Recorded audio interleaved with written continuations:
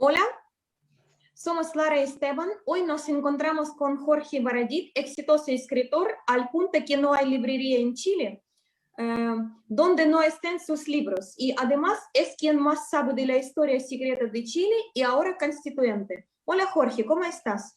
Hola, súper bien. Muchas gracias por la invitación. Qué buena. ¿Y por qué quisiste ser candidato a constituyente? Porque nuestro país ha vivido 200 años desde que se independiza, dirigido por las mismas personas, por muy pocas familias que se reparten el poder, un grupo que produce a los presidentes, a los abogados, a los rectores de universidad, también a los generales. Y ya estaba bueno que decidiéramos entre todos, ¿no? Que la constitución, la convención constitucional que iba a diseñar el país de todos, fuera efectivamente diseñada por todos. Y yo me considero un parte de ese todos, de esos muchos que habían estado excluidos del poder. Yo vengo de una familia de obreros, vengo de una familia de campesinos, y me encanta esta posibilidad de tener las herramientas hoy y el acceso al poder como para diseñar esa constitución que mis abuelos no pudieron escribir, diseñar ese Chile que mis abuelos nunca pudieron ver, ¿no? ¿Y cómo fue tu campaña?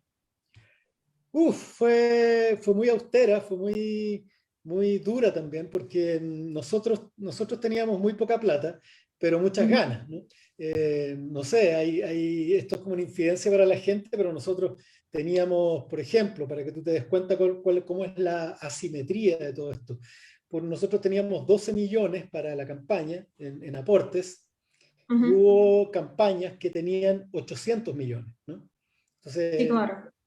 habían campañas que se gastaban en un día en radio el valor de toda nuestra campaña entera, de 3, 4 meses. Así que nosotros nos concentramos en conversar con las personas, en ir a las comunas, en ir a las villas, a las poblaciones, efectivamente hacer un ejercicio de escucha, de conversación y de reflexión, no solamente para que nos conocieran como candidatos, sino también para recoger las necesidades de las personas, verlos en sus lugares y un poco traernos en la piel lo que ellos necesitan. Y Jorge, ¿cuáles son tus principales ideas para la Constitución? Más que mis principales ideas, son un resumen de lo que las personas han solicitado desde el estallido social y que han ido refinando y afinando a lo largo de todo este proceso. A mí me da la impresión, por lo menos es mi opinión, una opinión sobre la que tengo bastante convicción, es que las personas salieron a pedir dignidad en la forma de derechos garantizados, ¿no? Hoy día las personas se tienen que humillar para tener una buena previsión, tienen que humillarse para pedir una atención en salud y las condiciones de educación para muchos de nuestros niños, para la mayoría de nuestros niños, esas sí que son derechamente humillantes, ¿no? Entonces, las personas lo que piden es no tener que estar todo el mes trabajando y esforzándose para pagar sus derechos. Y en el fondo se pasan todo el mes pagando sus cuentas, enormes cuentas de salud, porque es muy cara la atención en Chile, las cuentas por acceder a una educación de cierta calidad, que también es plata, y ayudar a nuestros abuelos o ayudarse a sí mismos trabajando más para poder tener una pensión digna. Entonces, finalmente, cuando las personas atraviesan todo un mes pagando sus derechos, llegan a fin de mes, se dan cuenta que ya no les queda plata y que al día siguiente empieza otra carrera de nuevo y así por décadas, ¿no? Entonces, yo creo que derecho a salud gratuita y de calidad, derecho a educación gratuita y de calidad, derecho a pensión digna, eventualmente también vivienda, son derechos básicos que le permiten a la gente estar tranquila y desde ese suelo vivir, ¿no? No solo sobrevivir. Eso como primer pilar. Segundo, por supuesto, participación. Hay una redistribución del poder que es necesaria en Chile. Nuestro presidente hoy día es como un pequeño monarca, ¿no? Que tiene un sistema presidencial muy cerrado que influye en otros poderes del Estado, influye en el Congreso, cuando veta una ley, cuando se mete en definir cuáles son qué leyes tienen prioridad y cuáles no. se mete también en el Poder Judicial cuando es él el que designa qué juez asciende y cuál no. Ningún juez va a querer contradecir al presidente que tiene la posibilidad de ascenderlo o no, ¿no? Eso también es una forma de intromisión. Tiene que distribuirse también el poder en las regiones, que no sea solo el presidente el que decida lo que pasa en Atacama o en Aysén. Tiene que haber un poder local y también tiene que haber poder comunal, que las alcaldías pasen de ser administradores de una municipalidad a ser gobiernos locales para que también decidan. Y también tiene que haber un cuarto estamento que es el poder popular. Las personas también tienen que tener capacidad para influir y decidir de abajo hacia arriba.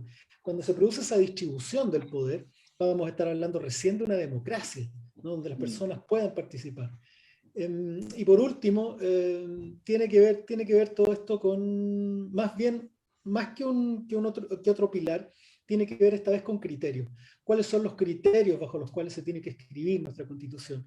Y desde mi punto de vista, que es el que yo he recogido, esta Constitución debería estar completamente iluminada por la paridad de género, es decir, si esta Constitución no es feminista, no va a ser democrática. Tiene también que estar cruzada por respeto a los derechos humanos. Cuando hablemos de educación, cuando hablemos de medio ambiente, cuando hablemos de cualquier discusión constitucional, tiene que estar bajo la luz de los derechos humanos. No tiene que ser solo un capítulo, ¿no? Y por supuesto que el último eje de criterio tiene que ser el medioambiental. Nosotros acá estamos muy tranquilos discutiendo sobre la Constitución, no tan tranquilos discutiendo sobre la pandemia, y nos olvidamos que afuera de esta muñeca rusa, ¿no? Afuera de esta última matrioshka, lo que hay afuera es un desastre climático espantoso del que también nos tenemos que hacer cargo. Y con la manera en que hoy día producimos en Chile, extraemos y administramos el país, no nos va a quedar país en 50 años, ¿no? Oye, Jorge, interesante lo que estás planteando con respecto al modelo. ¿Qué modelo de Estado a ti te hace más sentido? Bueno, porque acá vivimos en una república, pero de repente puede haber, no sé, pues esta es la democracia directa, la democracia participativa. ¿Cómo ves Chile? ¿Qué te gustaría para Chile desde ese punto de Mira, vista? es ¿Tienes súper algún país importante. referente? No, eso es justamente lo que te quería comentar. Es súper importante porque una constitución no es un libro de instrucciones para la instalación de un software, ¿no? Un software es algo que es ajeno al computador que uno viene e inyecta, ¿no? Y porque uno busca que el computador funcione o que tenga la posibilidad de funcionar de otra forma, ¿no? Entonces queremos traer un software desde Noruega, un software desde Nueva Zelanda, no sé. Y la verdad es que las constituciones no son eso. La constitución tiene un pie muy arraigado en el pasado y deberían tener un pie muy arraigado en el futuro. En el pasado porque una constitución tiene que parecerse a su gente y a su pueblo. Porque si el país si es individualista, por cultura, una constitución colectiva que haga énfasis en lo colectivo no va a tener sentido porque la cultura apunta en otra dirección. Lo mismo al revés. Justamente uno de los problemas que tiene la Constitución del 80 es que es una constitución muy individualista, ¿no? Es una constitución donde te dice, tú tienes que rascarte con tus propias uñas, tú tienes que, a través de tu trabajo, generarte una jubilación, si tienes buen trabajo puedes acceder a un mejor seguro de salud, dependiendo de cuánta plata tengas, es si puedes pagar una buena educación para tu hijo. Es decir, aquí nadie más se mete, esto es tú, ¿no? Esa idea que es muy individualista de la Constitución del 80 no funciona en un país donde somos muy comunitarios, somos gregarios, tenemos la idea de la comunidad, de lo colectivo, y esto es ancestral, esto ni siquiera es un capricho ideológico de gente de izquierda. Históricamente los pueblos ancestrales chilenos se manejaban a través del trabajo comunitario, a través de cultivar tierras comunes, a través del trabajo colectivo, ¿no? Las mingas en Chiloé son eso. Las fiestas en el norte se resuelven de manera colectiva, las fiestas religiosas, y mucho trabajo colectivo. Entonces, este es el país de las ollas comunes, este es el país de cuando hay tragedias, todo el mundo colabora, de las familias amplias, de los grupos de amigos grandes, ¿no? No es un país, no somos Holanda, que es un país individualista, que la palabra no es mala, ¿no? Sino que ellos resuelven sus problemas de manera individual, muchas libertades individuales y todos se respetan, ¿no? Nosotros no somos Holanda, no tenemos esa base protestante que tienen los Países Bajos. Nosotros somos de chungo, ¿no? De grupo, de patota. Y entonces, en ese sentido, la Constitución tiene que reflejar a nuestro pueblo. Y también son importantes las tradiciones políticas. En Chile hay tradición política de república, hay tradición política de presidencialismo, ¿no? No el presidencialismo acromegálico que hay hoy día, pero sí de un líder, ¿no? No me imagino, por ejemplo, a los chilenos eligiendo un parlamento para que ese parlamento elija al presidente. Yo creo que además con el descontento que hay con los partidos políticos, imagínate qué confianza va a tener un presidente que no es electo directamente por las personas.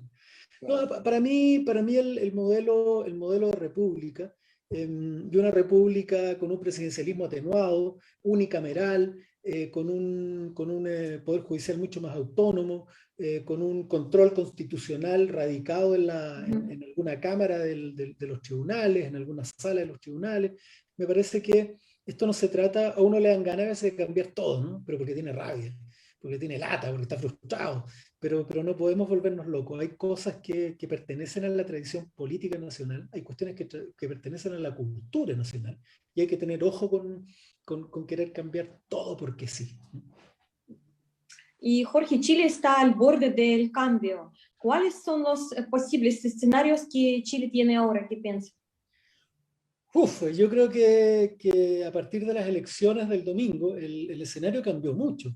Estamos hablando de un país que le dijo a la derecha, porque a veces me dicen, no, esto no se trata de derecha de izquierda, eso ya cambió, es del pasado. No, no, no, yo no hablo de izquierda a derecha, no hablo de partidos políticos de derecha y partidos políticos de izquierda, hablo de un modelo de sociedad.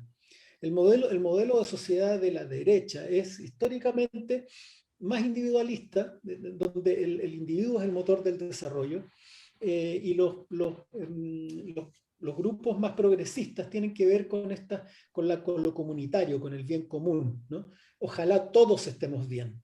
Y en la derecha es, bueno, las personas que se lo merecen van a estar bien, ¿no? Un poco hay, el mercado funciona de esa manera y los liberales funcionan de esa manera, y el socialismo, de alguna manera, lo que dijo fue, no vamos, la república no va a ser solamente para asegurar las libertades, sino que también va a intervenir en la economía de manera que todos tengan las mismas posibilidades o alcancen la misma calidad de vida, ¿no? Ese paso adelante es el que da a la gente que es más de izquierda, más progresista. Frente a eso, me parece que el escenario que se dibuja el fin de semana es muy proclive a los movimientos progresistas, sin duda. La derecha de este país, que es la derecha que defiende la Constitución del 80, quedó refrendada como un grupo minoritario, que solamente asciende al 20%. En el rechazo apruebo del año pasado quedó así, y ahora la votación de la derecha también quedó alrededor del 22%. Entonces, me da la impresión que va a tener que reflexionar la derecha y asumir que son minorías, y desde esa posición enfrentar esto con mayor diálogo, ¿no? Porque al suponer que iban a tener el veto, ellos venían a la convención con la intención, al tener el tercio para el veto, iban a ir a la convención a defender la Constitución del 80. O a frenar las posibles transformaciones. Bueno, hoy día eso no es posible, ¿no? La posición que van a tener ellos es que van a tener que dialogar con el resto, como un grupo, como cualquier otro grupo, para resolver en conjunto la constitución que queremos. ¿Y a quién ves como un futuro presidente? Mira, a mí me encantaría que fuera un representante de los problemas que hemos tratado de cambiar en este país desde el estallido social. Y con esto me refiero a que primero sea una mujer.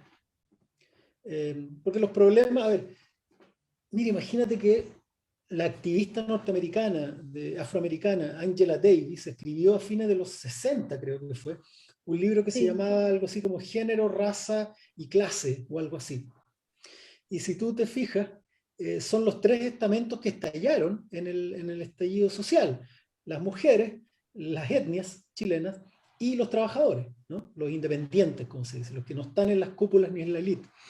Entonces, a mí me gustaría que la persona que dirigiera este resultado del estallido fuera también de esas tres, reuniera esas tres características, es decir, alguien que fuera independiente, una mujer, ojalá de pueblo originario, y que no perteneciera a ninguna élite, ¿no? Me parece que una persona que reúne esas cuatro características, que podría ser la académica mapuche Loncón, o la mache Francisca Linconao, o alguna de las otras alternativas que se presentan. Pero para mí es fundamental que no sea una persona que pertenezca a la élite, ni siquiera de izquierda perteneciente a la élite, sino que sea un chileno común y corriente, que tenga la nueva constitución no aquí, sino escrita en la piel, ¿no? Porque la vivió, la experimentó. Se dio un fenómeno bien particular, ¿no es cierto?, con lo de la lista del pueblo. ¿Cómo tú explicas este fenómeno del resultado? Que ellos, ni siquiera ellos esperaban, ellos pensaban tener un 8 como máximo y sacar 21 constituyentes. ¿Cómo lo entiendes tú? Mira, yo creo que es producto de... Yo creo que la pregunta es al revés, es cómo esperaban que no ocurriera algo así, ¿no? Porque el estallido fue contra las élites, fue contra el patriarcado y fue contra los partidos políticos, ¿no? O sea, el estallido social comenzó el 18 de octubre y autoconvocado, con una enorme presencia de mujeres, con una cantidad enorme de banderas del pueblo mapuche y del pueblo trabajador no militante, no afiliado, no habían banderas de partidos políticos, ¿no? Entonces, cuando uno hace esa ecuación, dice, bueno, era obvio que ganaran personas independientes de los partidos políticos, que no pertenecieran a la élite y que fueran básicamente trabajadores, y muchos, muchísimos de ellos mujeres. Yo creo que era lo lógico que ocurriera.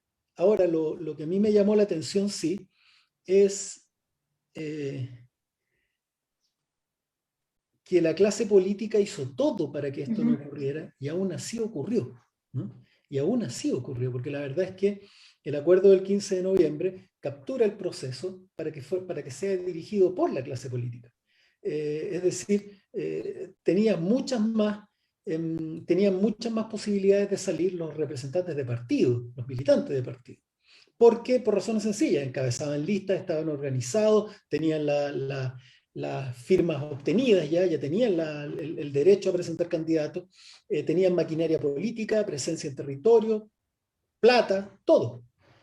Sin embargo, a pesar de todo eso, el pueblo de Chile se mantuvo más o menos fiel a las ideas del 18 de octubre, y a pesar o sea, y contravino muchas cosas. Por ejemplo, muchos de las personas famosas que iban por partidos políticos, la mayoría no salieron. Es decir, ni siquiera esa típica carta del soy conocido en televisión funcionó. Claro. Tampoco funcionó la plata. Candidaturas millonarias que tuvieron toda la plata del mundo para salir, no salieron, ¿no? Simplemente a la gente no le importó que le estuvieran todo el día martillando en la cabeza en la radio, en los diarios, no le importó, ¿no? Entonces, la pregunta es, ¿cómo no hubo más? ¿No? Creo yo, por lo menos. Un par preguntas más. Por ejemplo, ¿qué errores y aciertos ves en el gobierno de Piñera? Yo creo que son... es evidente que ha cometido más errores que aciertos, ¿no? Es muy evidente para su propio conglomerado.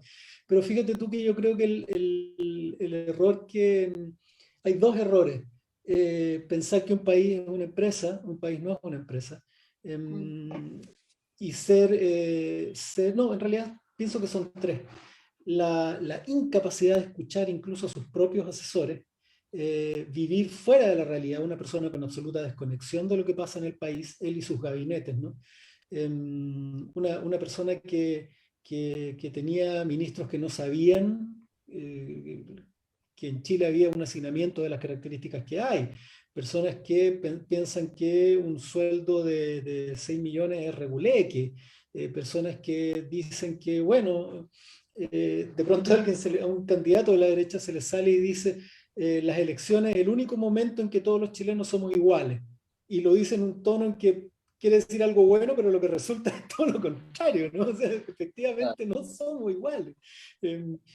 Yo creo que el problema de Piñera, además, sobre todo en este último tiempo, tiene que ver con una forma del dogmatismo bien brutal. Es una persona que fue incapaz de romper sus propias creencias ideológicas.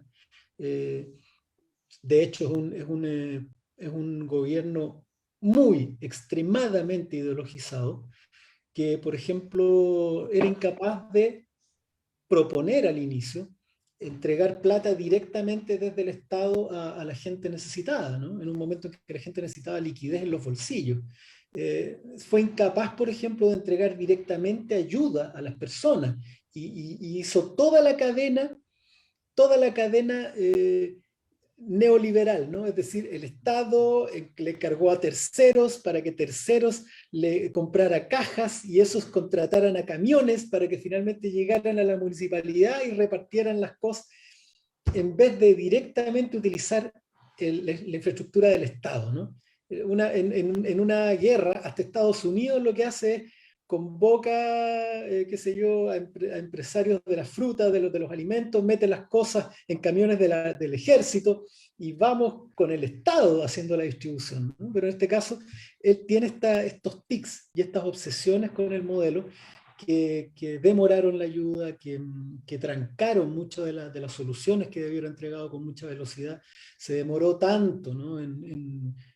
O sea, hasta el día de hoy hay una cantidad enorme de plata del Estado que Piñera no quiere utilizar y tampoco quiere endeudarse, ¿no? Porque es herejía en el mundo neoliberal utilizar las platas del Estado o endeudarse, es herético. Y prefiere mantener esos dogmas en vez de ayudar a las personas. Yo creo que hay una forma del fanatismo que le jugó muy en contra y que arrastró a todo su sector a la derrota en estas últimas elecciones, porque convengamos en que sí, la gente quiere un cambio, la gente quiere un país más, un Estado benefactor, quiere una inclinación hacia la izquierda, no hacia la ultra izquierda y hacia la izquierda, no, y hacia la izquierda en el sentido de un Estado robusto que sea capaz de soportar, de darle apoyo a la gente. Pero él, convengamos en que él hizo gran parte de la pega siendo un inepto y hundiendo a sus propios candidatos y a sus propios candidatos constituyentes.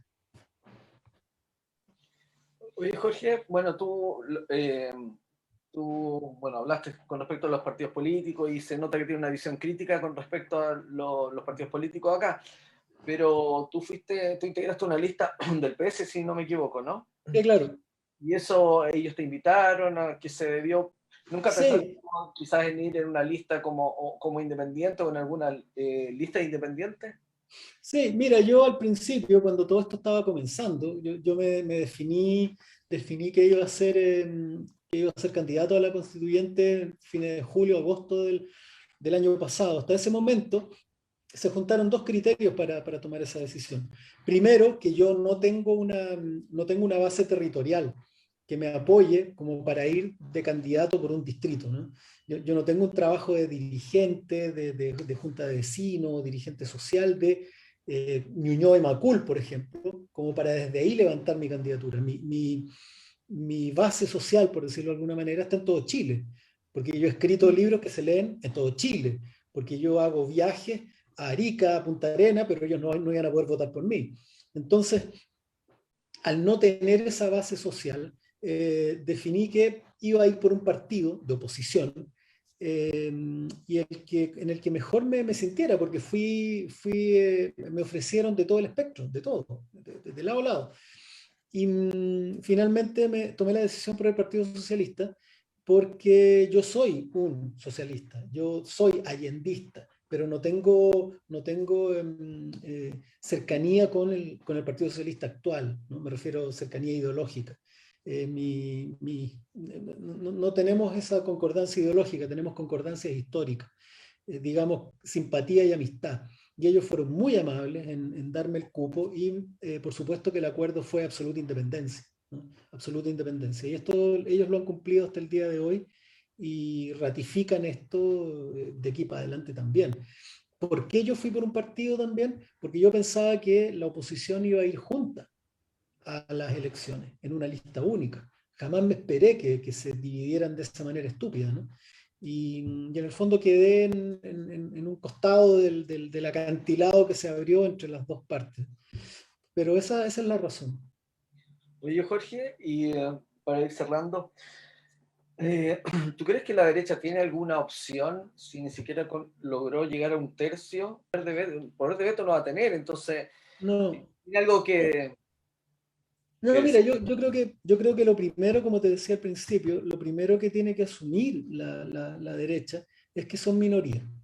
Lo primero es súper importante, no para que, no para que se rebaje, no para que se sientan... No, es importante asumirlo para saber desde qué punto, ¿no?, estoy jugando.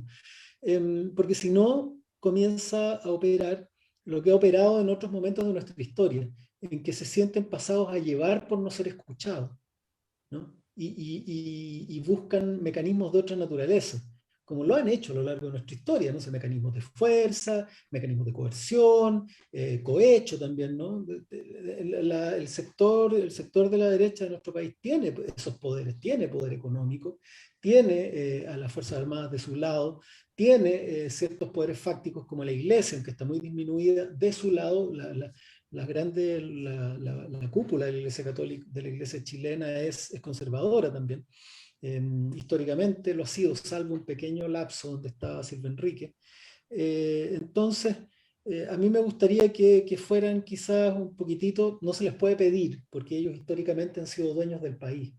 Entonces, qué sé yo, es ingenuo pedirles la humildad de una minoría, pero sí que se asuman como tal y que entiendan que una democracia tiene que ver con esas cosas, tiene que ver con que de pronto no eres la mayoría y tienes que acatar lo que manda el país, ¿no? Acatar lo que el país quiere, la dirección en la que quiere ir, porque si no, buscas otros mecanismos y eso es donde la cosa se pone peligrosa.